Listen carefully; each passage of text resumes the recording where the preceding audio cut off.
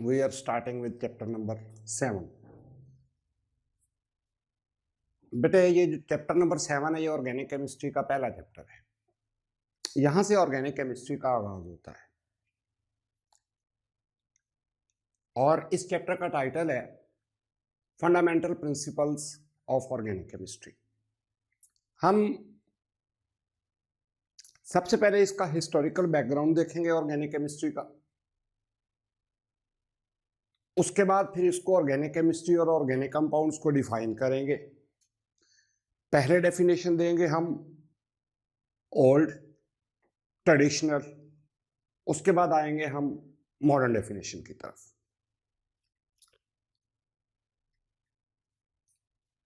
Organic chemistry का बाकायदा आगाज और जो इन्वोल्यूशनरी चेंज है इसमें, वो आज से तकरीबन 200 ईयर्स अगो स्टार्ट हुई।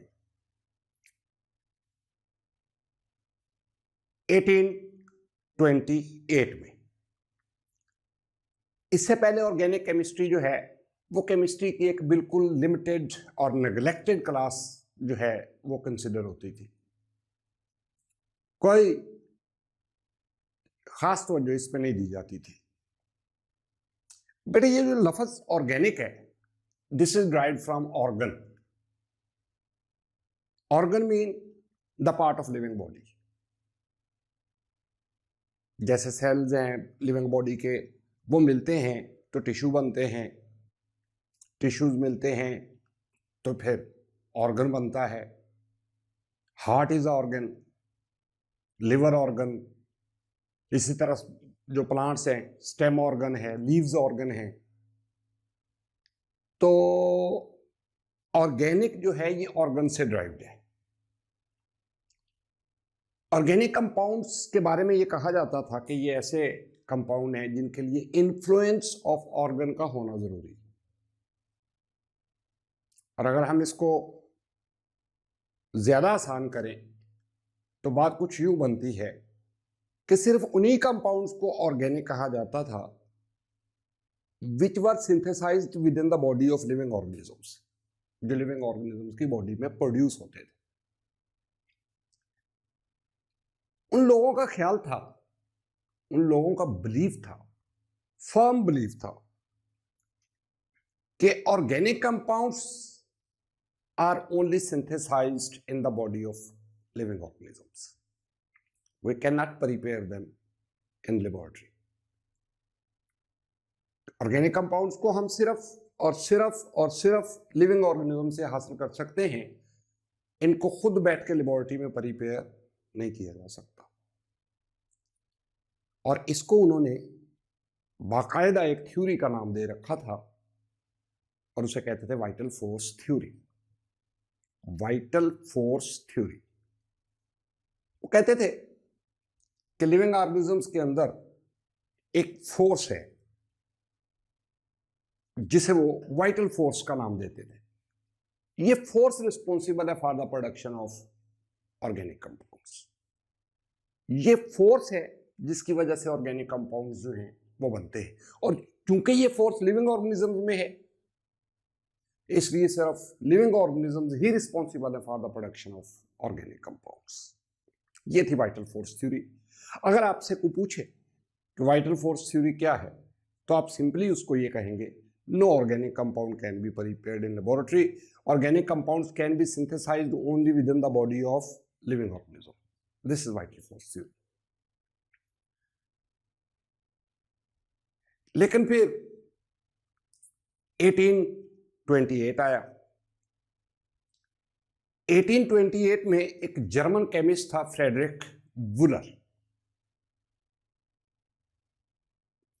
उसने एक ऑर्गेनिक कंपाउंड यूरिया उसको लेबोरेटरी में प्रिपेयर कर दिया। ये एक बहुत बड़ी चेंज थी, क्योंकि पहले तो ये कंसिडर किया जाता था कि ऑर्गेनिक कंपाउंड्स को हम लेबोरेटरी में प्रिपेयर कर ही नहीं सकते। Now suddenly he prepared an organic compound urea in the laboratory. उसने किया गया अमोनियम सायानेट, उसको हीट किया and it was converted into urea. Urea से लोग पहले भी वाकिफ थे, लेकिन उनका ख्याल ये था कि ये सिर्फ मैमल्स के यूरिन में प्रोड्यूस होता है, यानी ऑर्गेनिजम्स, लिविंग ऑर्गेनिजम्स ही रिस्पॉन्सिबल है इसके प्रोडक्शन के। ये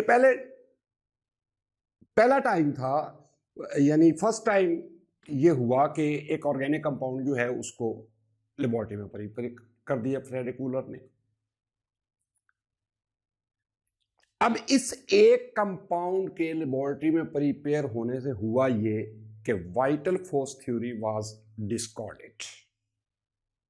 वाइटल फोर्स थ्योरी अपनी मौत आप मर गई, क्योंकि पहले तो ये कंसीडर किया जाता था कि ऑर्गेनिक कंपाउंड जो है वो लेबोरेटरी में प्रिपेयर हो ही नहीं सकता, और इसे ही वाइटल फोर्स थ्योरी कहते थे। लेकिन अचानक एक ऑर्गेनिक कंपाउंड लेबोरेटरी में प्रिपेयर हो गया। अब एक भी अगर प्रिपेयर हो गया तो वाइटल फोर्स थ्योरी तो गई। इस तरह वाइटल फोर्स थ्योरी जो है दैट वाज डिस्कार्डेड, वो खत्म हो गई, वो अपनी मौत आप मर गई।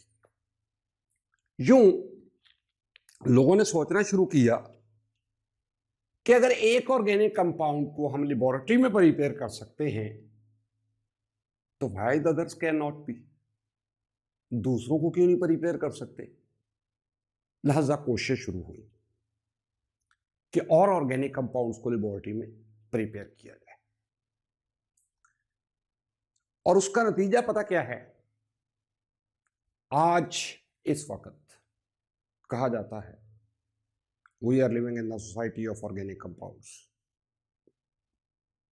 7 मिलियंस के करीब, आई मीन 70 lakhs के राउंड अबाउट ऑर्गेनिक कंपाउंड्स इस वक्त मार्केट में मौजूद है। अब पहली बात तो ये है कि आप सोच रहे होंगे कि इतने ऑर्गेनिक कंपाउंड्स का है, हमने तो कभी नहीं देखे। 7 मिलियंस और 10,000 न्यू ऑर्गेनिक कंपाउंड जो हैं वो हर साल मार्केट में आ गए। ये कहाँ है, ये किधर है, कहाँ हम ऑर्गेनिक कंपाउंड्स की सोसाइटी में रह रहे हैं। बट इसका जो जवाब है वो आपको मिलेगा एक लेक्चर के बाद। एक छोटा सा आर्टिकल आपकी बुक में आ रहा है अभी, इंपॉर्टेंस ऑफ ऑर्गेनिक केमिस्ट्री। उसमें आपको बताएंगे कि ये ऑर्गेनिक कंपाउंड्स किधर है और किस तरह हमारे काम आ रहे हैं, और किस तरह हम ऑर्गेनिक कंपाउंड्स की सोसाइटी में रह रहे हैं। ये सारी बातें हम वहां करेंगे। हम अब आते हैं definition of organic compounds and definition of organic chemistry. 1828 से पहले ऑर्गेनिक कंपाउंड्स और ऑर्गेनिक केमिस्ट्री को डिफाइन करना इंतहाई आसान था कि भाई वो कंपाउंड जो लिविंग ऑर्गेनिज्म से हासिल होते हैं वो ऑर्गेनिक कंपाउंड है, और उन कंपाउंड्स की केमिस्ट्री को ऑर्गेनिक केमिस्ट्री कहते हैं। This is the simple definition. लेकिन अब जबकि वाइटल फोर्स थ्योरी डिस्कार्ड हो चुकी और हमें पता है कि ऑर्गेनिक कंपाउंड्स जो हैं वो लेबोरेटरी में मिलियंस के हिसाब से प्रिपेयर किए जा चुके, तो अब सिर्फ ये कहना कि वो ऑर्गेनिक कंपाउंड्स होते हैं जो सिर्फ लिविंग ऑर्गेनिजम्स प्रोड्यूस करते हैं, ये गलत है। Now we need some modern definition. और ये मॉडर्न डेफिनेशन क्या है?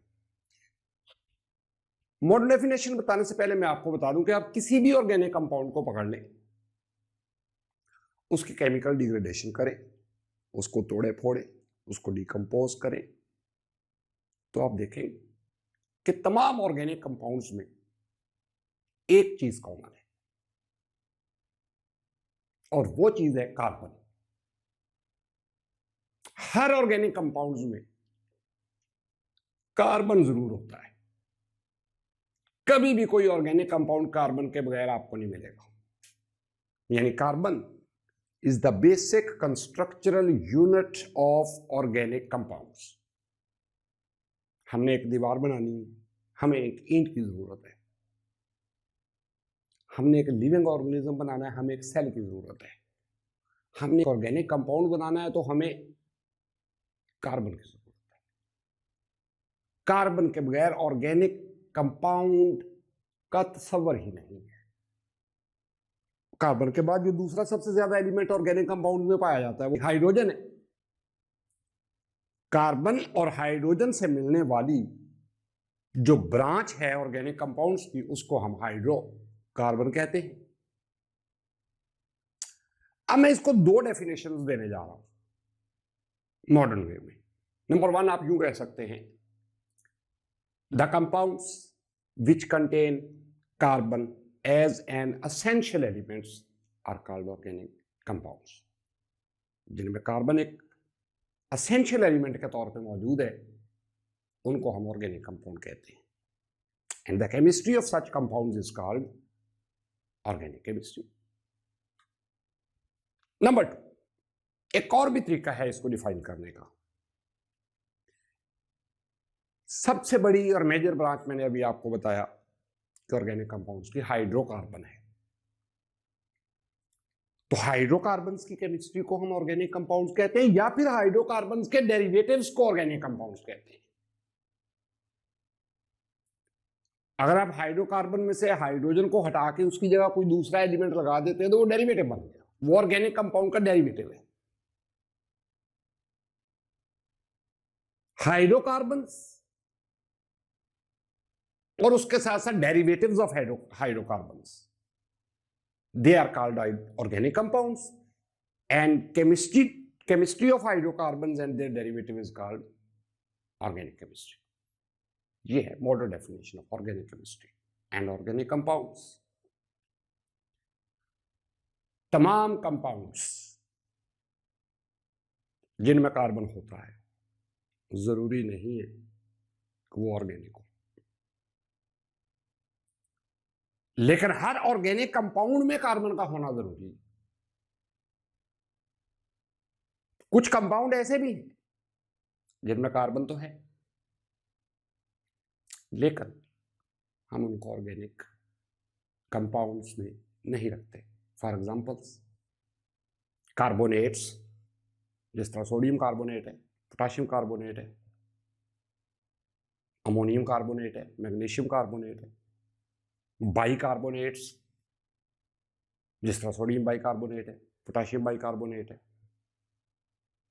इस तरह कार्बाइड्स जिस तरह कैल्शियम कार्बाइड है, इस तरह सायानाइड्स, जैसे अभी आपको थोड़ी देर पहले बताया कि अमोनियम सायानेट को हीट किया तो यूरिया बना। अब अमोनियम सायानेट इनऑर्गेनिक कंपाउंड है जबकि यूरिया ऑर्गेनिक कंपाउंड है, कार्बन दोनों में मौजूद है। यहां पे सवाल ये उठता है कि हम इनको ऑर्गेनिक कंपाउंड्स में क्यों कंसीडर नहीं करते। बट अगर हम एक बॉर्डर लाइन ड्रॉ करें और एक तरफ रखें ऑर्गेनिक कंपाउंड्स को और एक तरफ रखें इनऑर्गेनिक कंपाउंड्स को